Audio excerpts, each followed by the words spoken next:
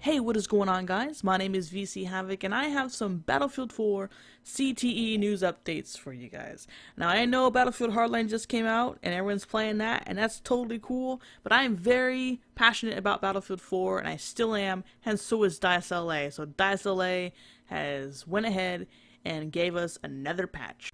And in this patch, we are getting a netcode update. Now, this update is not just some minor small tweaks and fixes to the netcode. No, no, no. This is a huge jump from what we've been previously getting, okay? And so what DICE has done is pretty much is modifying the high frequency update. And if you don't know what that is, that's completely okay. I'm going to link a channel in the description. It goes to Battle Nonsense. If you don't know who he is, you really need to go and check him out and subscribe to him. The guy is magnificent when it comes to ideas and explanations on what is going on. So he'll explain it in elementary form, and you'll know exactly what we're talking about. But about the high frequency update, at default, we send and receive information from our client to the server at 30 Hertz. And so most games usually have at least 60 Hertz. And that's normally what I'm referring to as a tick rate. Now, this is not a tick rate patch. This is simply just to increase the amount of information that we are outputting to the server and hopes to see if, one, the server can handle it, and if, two, if it does make the netcode feel tighter. And as you can see, DICE has even given an example of what they're trying to do with the netcode. Your game is running at 60 FPS. You will be updating the server on your bullets at 60 Hz compared to 30 Hz. So for the most part, that simply means we're sending more information to the server to decrease the amount of delay that it takes the server to recognize it and register that.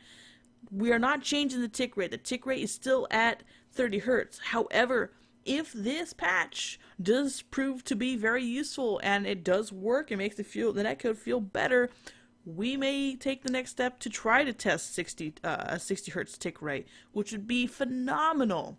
But like I said, we still have a lot of extensive testing to do, and I've only played about 6 or 7 matches tonight, but for the most part, I already kind of like the way that it's feeling. Not to mention that I've heard that the high frequency update is not capped at 60 frames per second or 60 Hertz, but it's going to be tied to the person's actual frame rate. So if you have like a beast GPU and you're getting like 144 Hertz, you're more than likely might be able to send the data to the server at 144 Hertz. So we'll definitely see how that ends up playing out. Let's talk a little bit about how the patch actually feels in game. What feels different? Does the netcode actually feel better? After playing about 6 or 7 rounds, I would have to say that the gameplay does feel faster and the time to kill feels lower. They did not modify the time to kill. The time to kill is still roughly the same, but it may be the high frequency update in which the information that's being sent from the player to the server is what's causing me to realize or think that I'm dying a lot faster than I previously was. And this is not necessarily an issue for me because at the end of the day, I want a level playing ground. I want to be able to make sure that the server knows what it's doing and is doing what it's built to do. As long as it's registering the hits and the actions of other players and as well as my own, I can accept the feeling of a lower time to kill. Now, does this mean that most of the netcode issues are fixed? Nah, not necessarily. I've had a 1 or 2 kill trades still, and I've had a few deaths around a corner, but for the most part, the gameplay just feels a lot better, and I'm quite okay with that. And so we're still going to do quite a bit of testing on it, and I hope that everything does work out to the point where DICE LA feels confident and comfortable enough to increase the tick rate from 30 to 60. But before I go, if you have premium for Battlefield 4, I would strongly encourage you to come try out the CTE.